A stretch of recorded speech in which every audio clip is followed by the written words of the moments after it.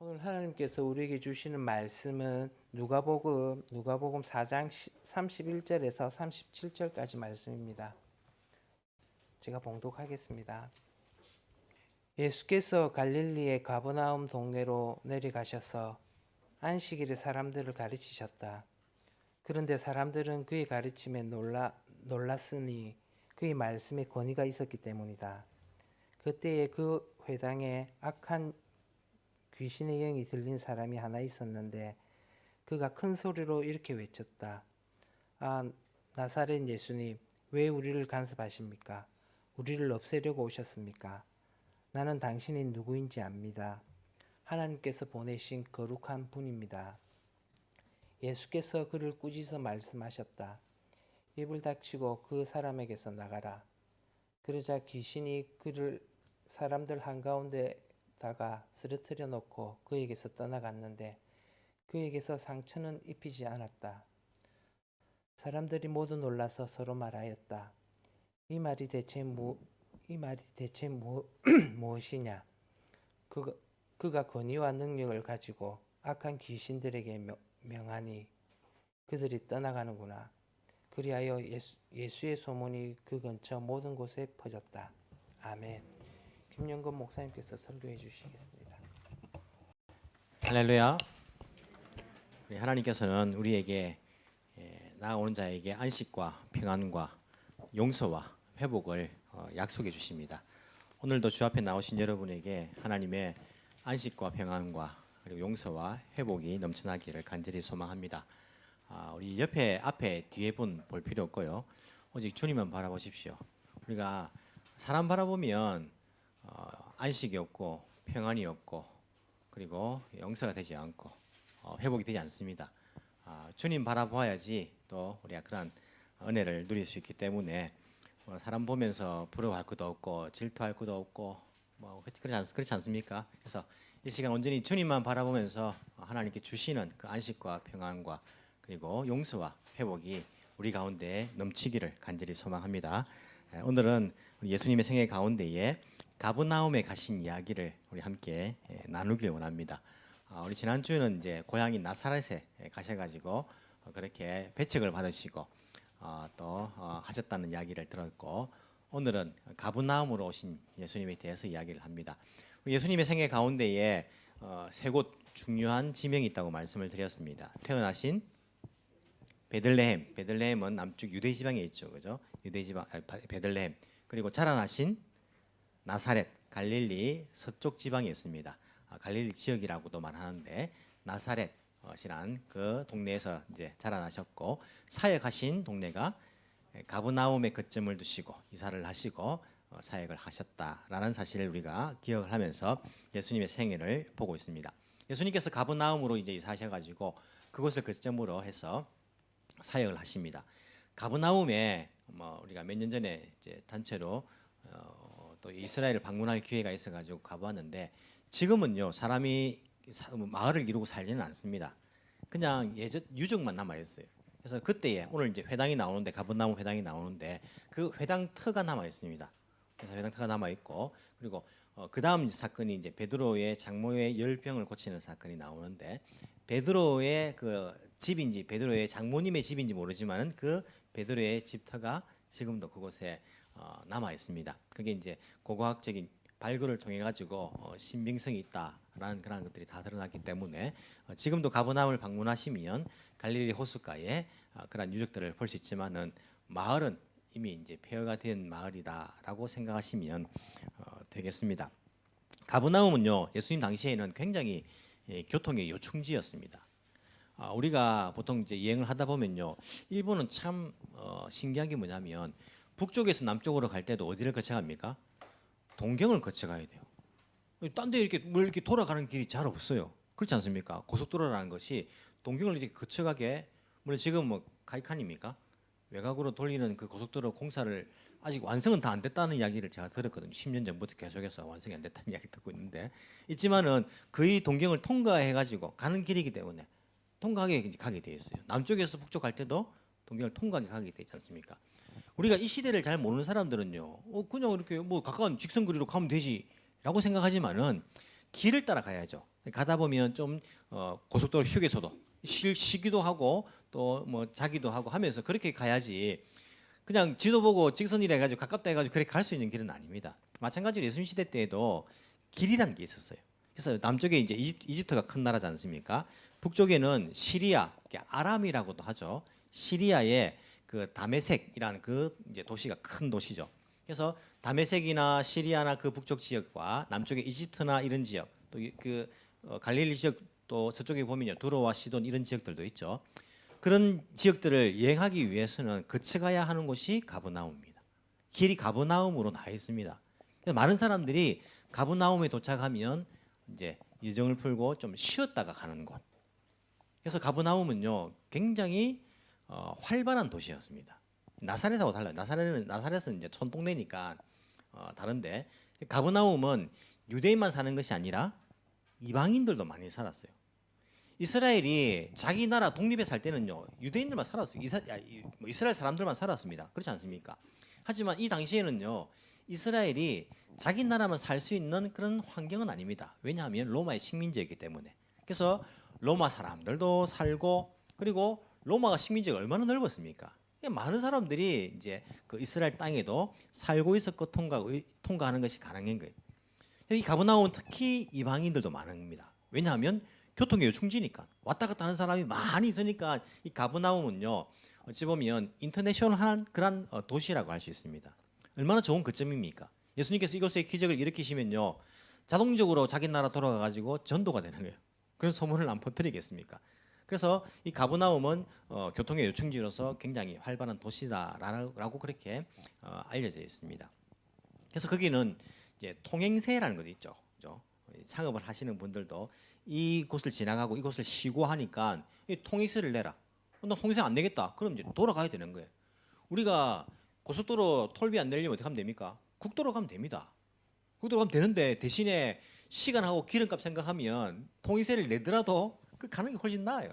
가브나움도 그런 통행세를 받는 곳이 이제 있으니까 이제 그 세금을 받는 사람들도 그곳에 세금 관계가 많이 이렇게 시행되고 있는 그런 장소였습니다. 세리 마태도 이 가브나움에서 예수님을 만나는 사건이 나오지 않습니까? 그런 도시가 가브나움이다라고 우리가 배경적인 지식을 가질 수가 있습니다. 예수님께서는요 이 가브나움에서 많은 기적들을 행하셨습니다. 성경에 보시면 우리가 뭐 베드로의 장모님의 열병을 고치신 것도 가브나움이고, 뿐만 아니라 백부장이 종의 병을 고쳐주신 것도 가브나움이고, 이 가브나움 회당 있지 않습니까?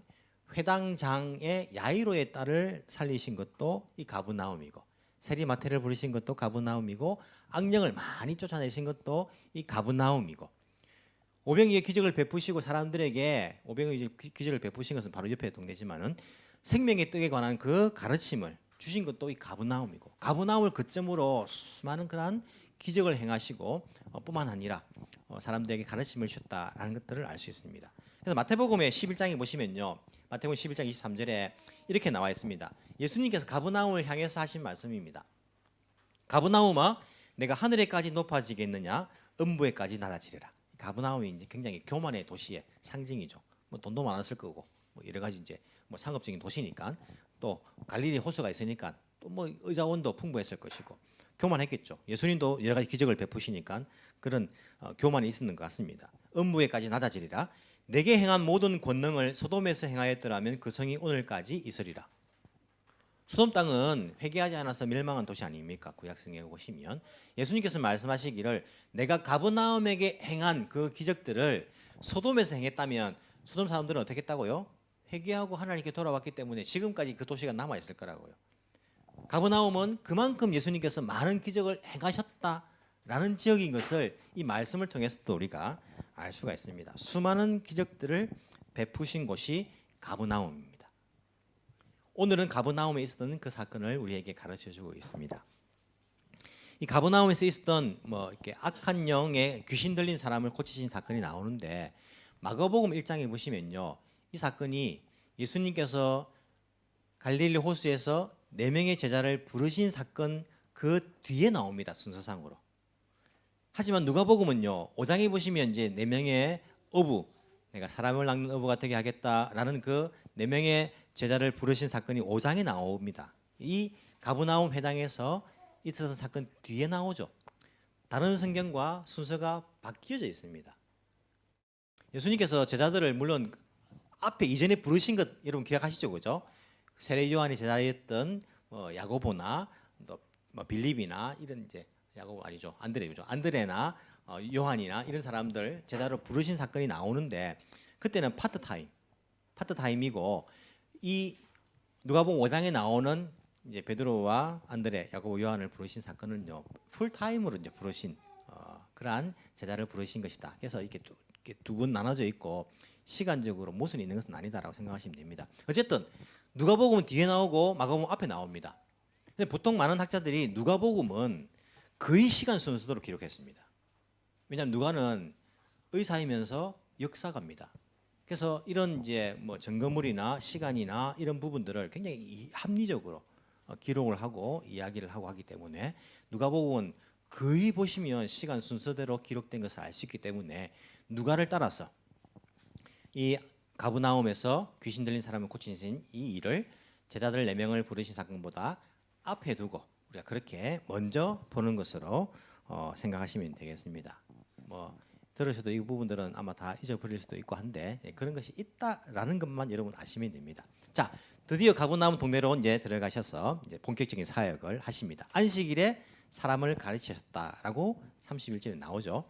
그런데 사람들은 그의 가르침에 놀랐으니 그의 말씀이 권위가 있었기 때문이다. 자, 사람들이 예수님께서 회당에서 가르치시는데 깜짝 놀라는 거예요. 왜? 권위가 있는 가르침이.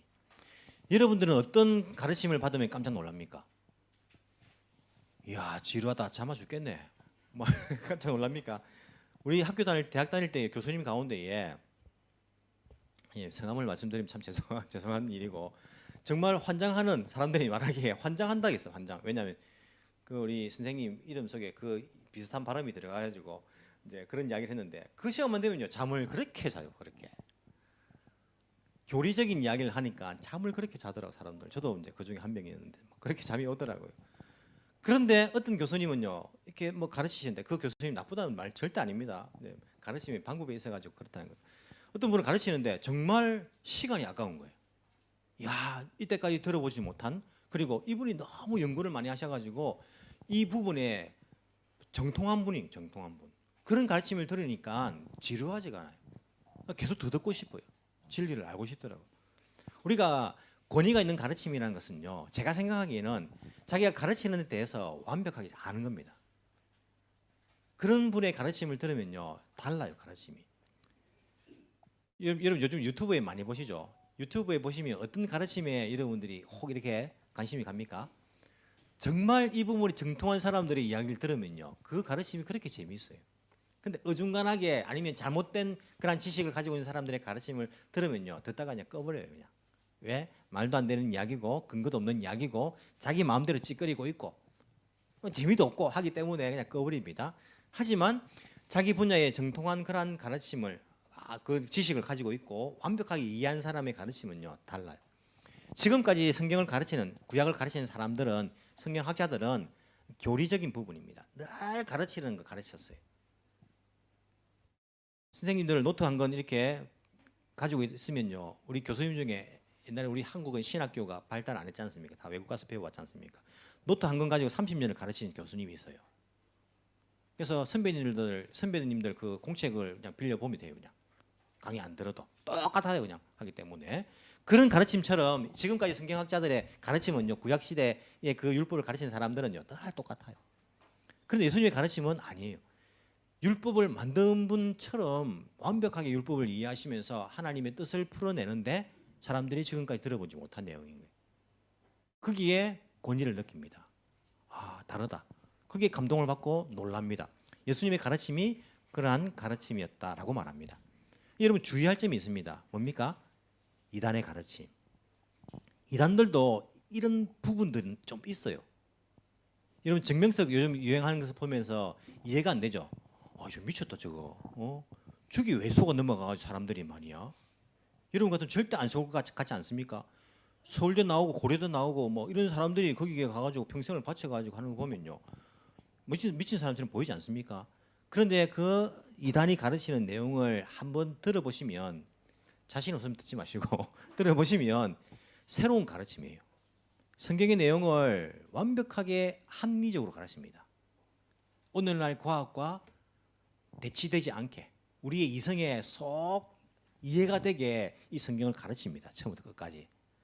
그게 그냥 뭐 이렇게 말도 안 되는 이야기가 아니에요. 그렇기 때문에 머리 좋은 사람들이 더 많이 거기에 빠져 있는 것들을 우리가 볼 수 있습니다. 그래서 여러분들이 머리 안 좋다는 이야기는 아닙니다. 이제 그런 것이 있기 때문에 거기에 사람들이 권위를 느끼고 빠져드는 거예요. 예수님과 다른 점, 이 사람들이 이단들이 이용하는 것이 예수님도 봐봐라. 예수님도 그런 오해를 받았다. 그 당시에 이단아처럼 오해를 받았다. 우리 교주님도 그렇게 교주님은 안 하죠. 이분도 그런 오해를 받는 것이 예수님이라서 그렇다라는 이야기를 하는데 예수님과 완전히 다르죠. 왜 다릅니까? 열매를 보면 달라요. 열매를 보면요. 뭐 보면 뭐 이상한 짓을 하잖아요. 이상한 짓을 하고 자기가 잘 먹고 잘 살잖아요. 예수님하고 완전히 다르죠. 예수님은 자기 희생으로 죄인들을 살리는 것이고 자기 중심적이 아니고 타인 중심적인 이웃을 사랑하는 것이고 그래서 결과를 보면 열매를 보면 다른 것을 알 수 있는데 여러분들은 이단의 가르침에는 주의를 해야 된다. 하지만 예수님의 가르침은 그 당시에 권위가 있고 다른 가르침과 다른 거였다. 오늘 날씨가 좀 춥지만은 지금은 좀 덥네요, 그죠? 좀 난방을 좀 끄고 우리가 계속했으면 좋겠습니다. 예수님의 가르침에 사람들이 놀라기 시작했습니다. 그리고는 그 뒤에 어떤 일이 한 가지가 발생하는데 어떤 일입니까? 33절.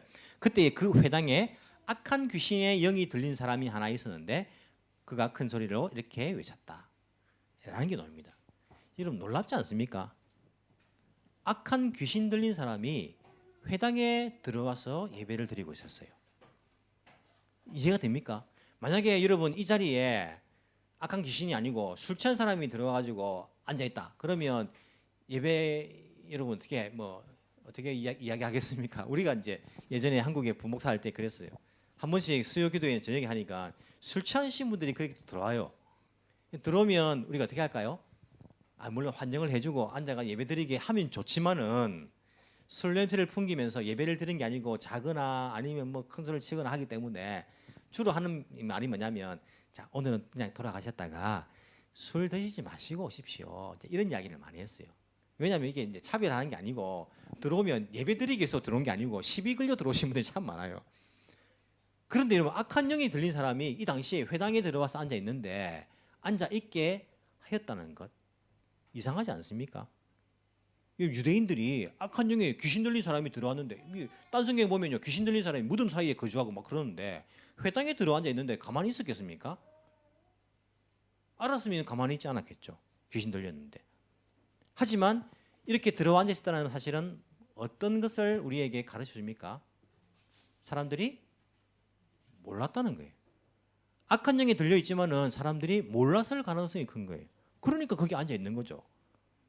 우리가 예배 드린다고 앉아 있지만은요, 악한 영이 들린 사람이 지금 난장판을 피우고 있으면 우리가 예배가 드려지겠습니까?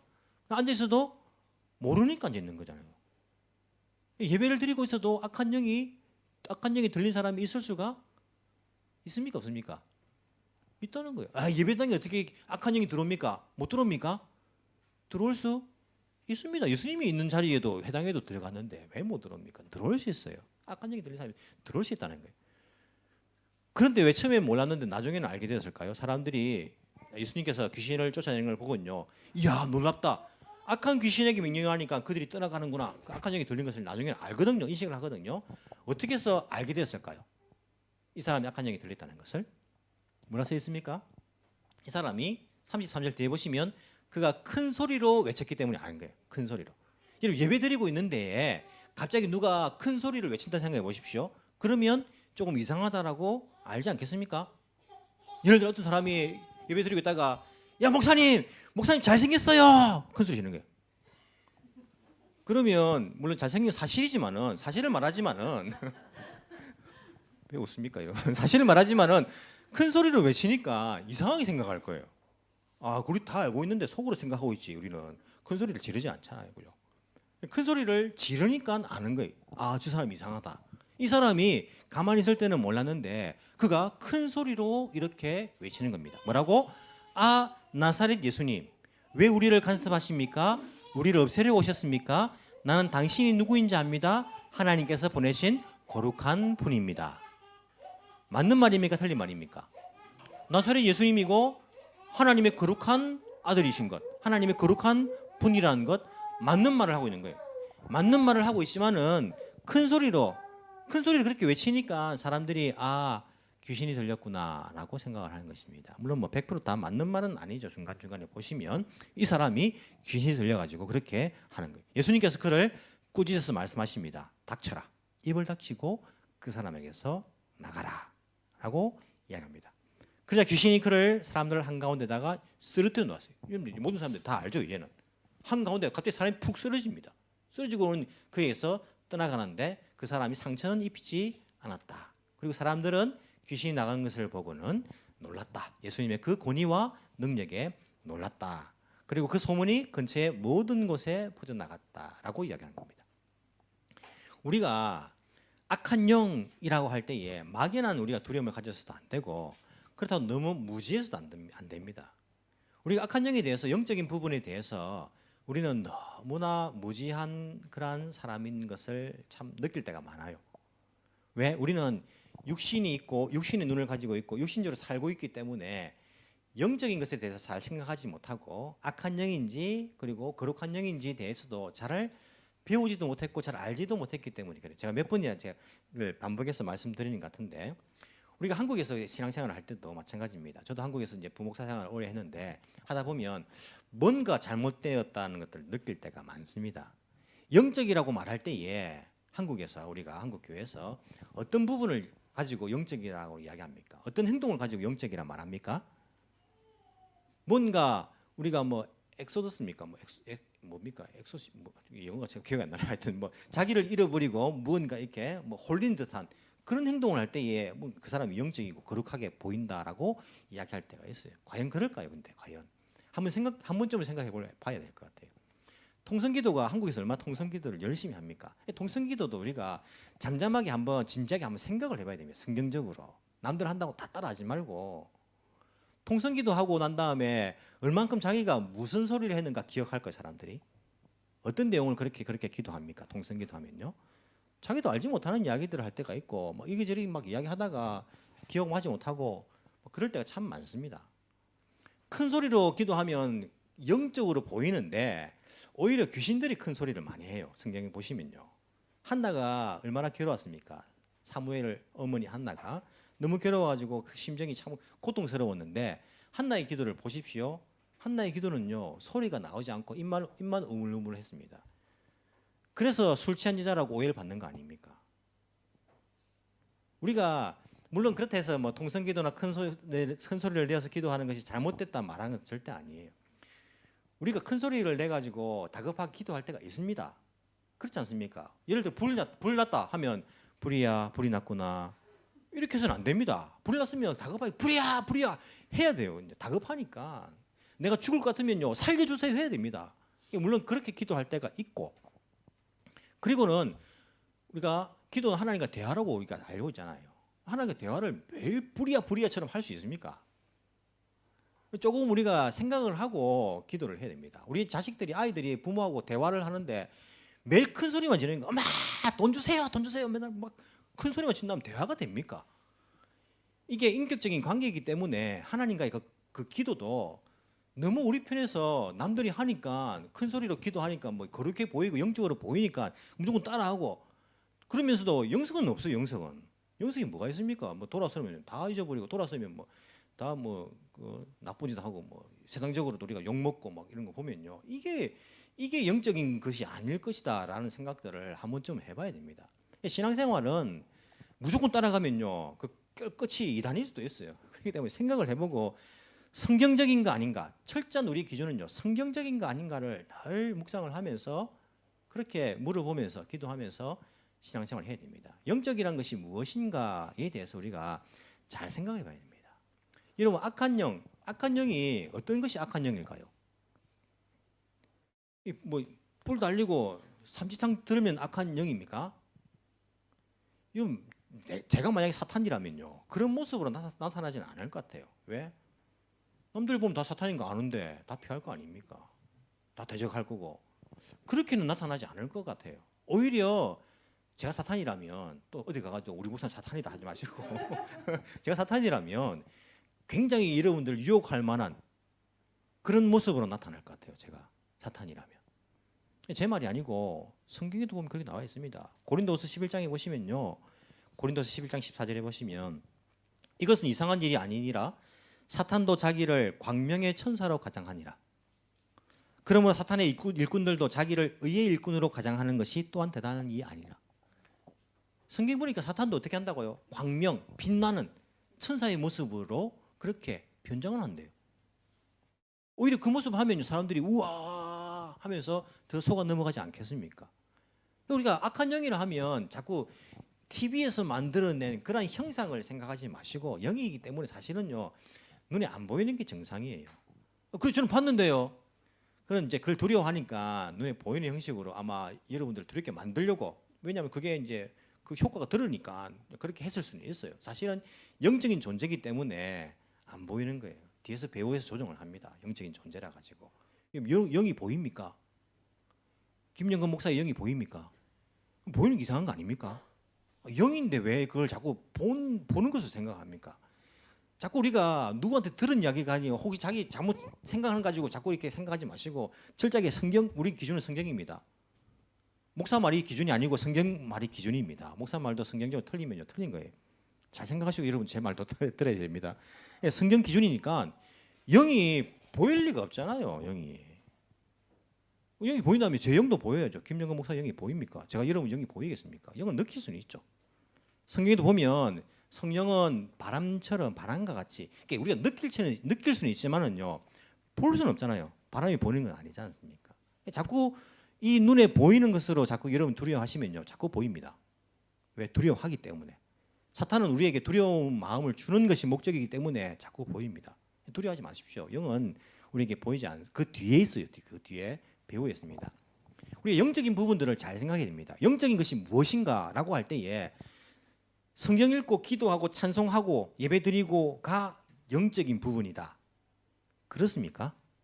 그럼 여러분들 일하고 밥 먹고 공부하고 뭐 취미 활동하고 이건 영적인 일이 아닙니까? 육적인 일입니까? 그럼 육적인 일이죠. 밥 먹는데 육이 피둥피둥 살찌는데 영이 살찌는 게 아니고, 아니 그게 아니고 우리의 삶 속에서 이런 일들을 구분하는 것, 영적인 일, 육적인 일이 따로 있습니까? 그럼 24시간 내도록 여러분 성경 읽어야 되고 내도록 기도해야 되고 내도록 예배드려야지요. 이거 붙잡고 아닙니까? 그게 만약에 영적인 일이라면 가버나움이 영적인 도시 아닙니까? 예수님께서 계셔가지고 얼마나 많은 기적들을 일으켰습니까? 그럼에도 불구하고 가버나움이 아까 말씀드렸지만은요, 가버나움아 내가 하늘에까지 높아지겠느냐, 음부에까지 낮아지리라. 내게 행한 모든 권능을 소돔에서 행하였더라면 그 성이 오늘까지 있었으리라. 심판의 메시지를 예수님께 듣고 있는 거예요. 예수님이 계셨던 마을이고 온갖 기적이 일으켰지만은 결국에는 마지막은 심판받는 게 가버나움 아닙니까?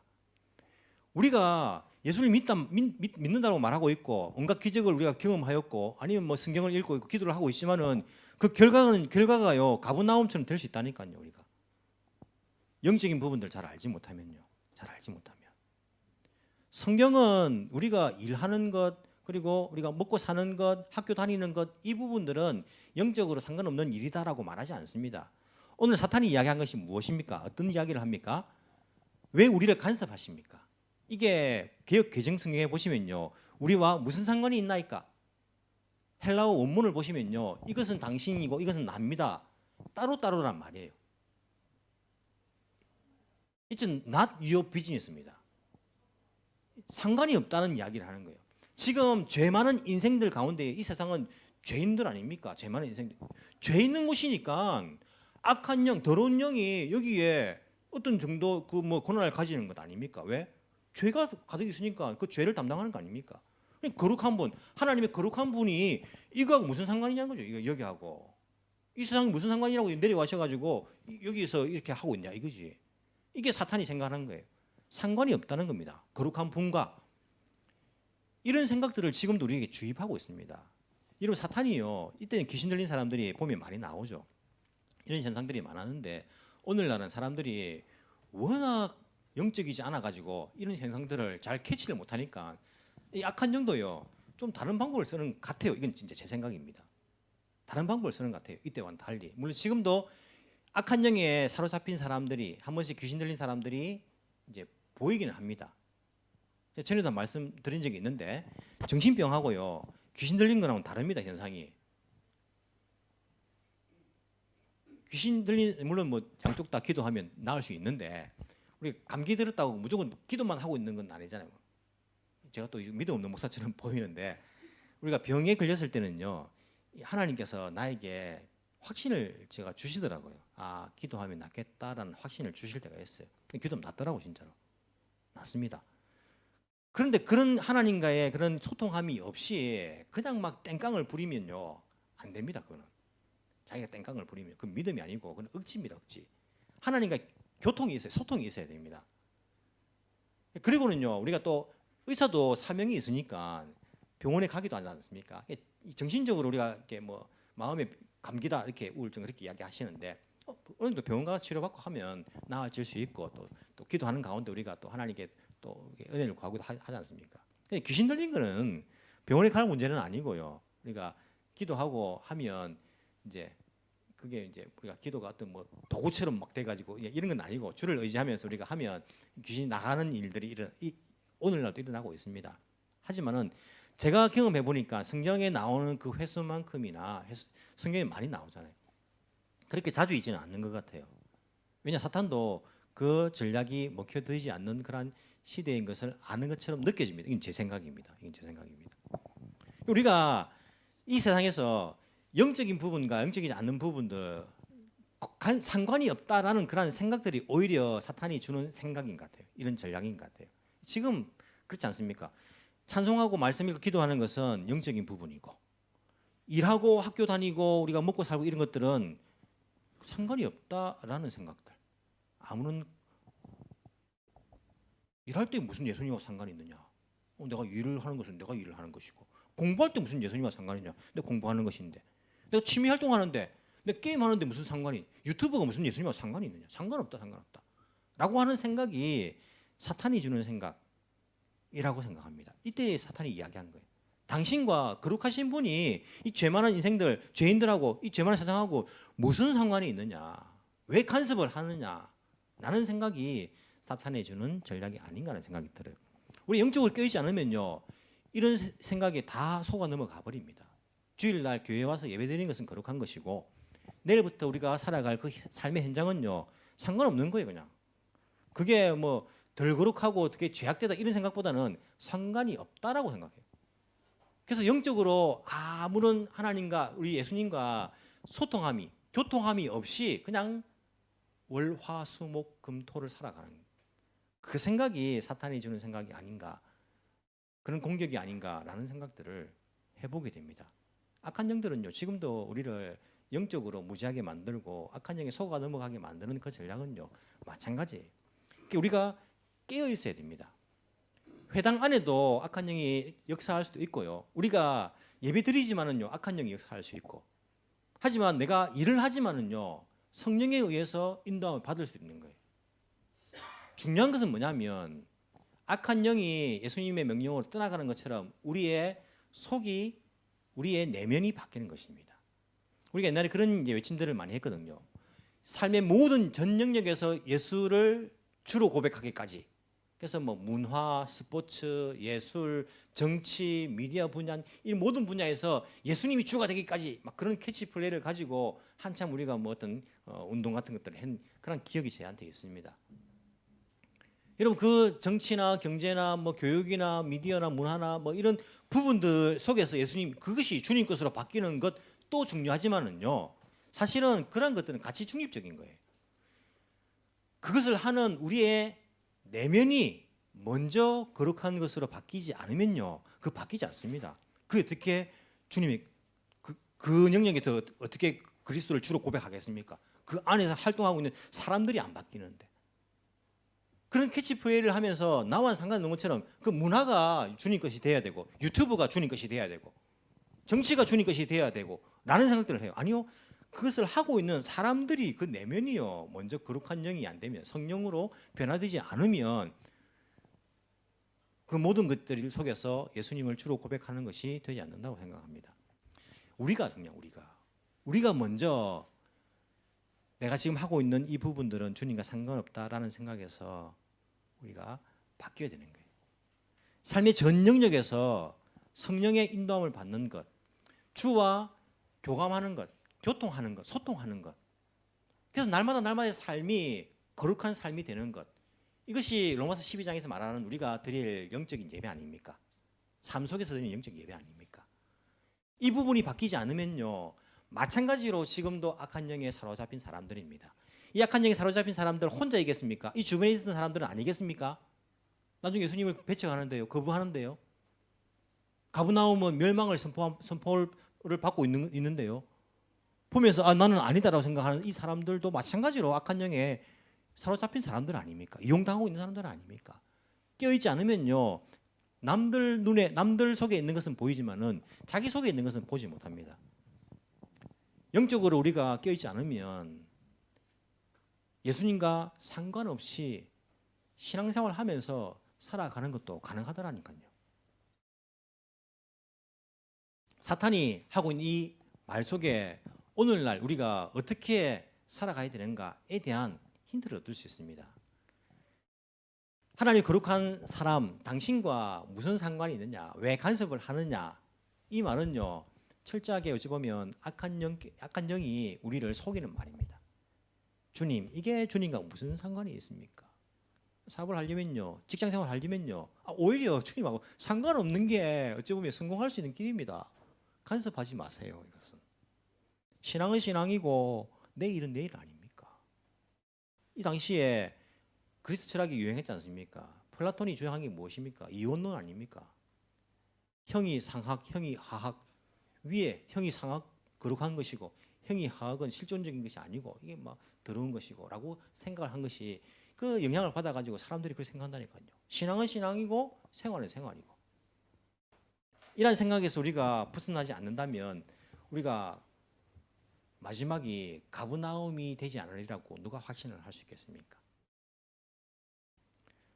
우리 속에 있는 나와 주님과 상관없는 이 부분을 손대지 마세요, 간섭하지 마세요 라고 하고 싶은 부분까지도 다 주님께 내어드리는 것, 모든 것이 다 거룩한 주의 영에 의해서, 성령에 의해서 인도함을 받는 것, 변화되는 것.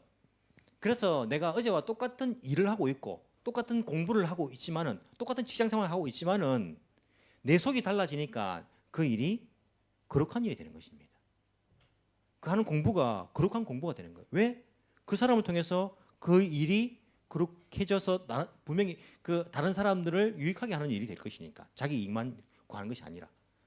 그 변화된 사람에 의해서 공부한 그 공부는요, 자기 이기적인 공부가 아니라 분명히 그 공부를 통해 가지고 이웃 사랑을 실천할 것이 될 것이기 때문에 우리 속이 바뀌면요, 우리 삶이 영적으로 바뀐다니까요. 과연 영적이라는 것이 무엇인가? 성령은, 악령은 과연 어떤 존재인가에 대해서 우리가 완벽하게 100%를 다 말씀드릴 수는 없지만은 성경을 묵상하는 가운데에, 성령의 인도하는 가운데에 올바른 영안을 가지고 영적인 인식을 가지고 우리가 신앙생활을 하지 않으면요, 가브나움 같은 그런 결말이 될 수 있다는 것 우리가 기억하시면서, 내 속에 있는 악한 영이 있다면 주의 성령께서 모든 악한 영을 쫓아내 주시고 거룩한 주의 도구가 될 수 있도록 여러분 기도하기를 원합니다. 악한 영이 큰 소리 지른다면 나갑니까? 악한 영도 큰 소리 지르니까 내 목소리 덜 크면 나가겠지. 난 더 크게, 이 악한 영아, 예수 이름 명하노니 물러가라, 큰 소리 지르면 악한 영이 무서워 나갑니까? 큰 소리로 내쫓는 것이 아니라 내 속에 악한 영을 쫓아내신 예수님께서 내 속에 들어오셔가지고 많은 영역들을, 아니 온 전 영역들을 차지한다면요, 그것을 통해 가지고 악한 영들은 사라지게 될 것입니다.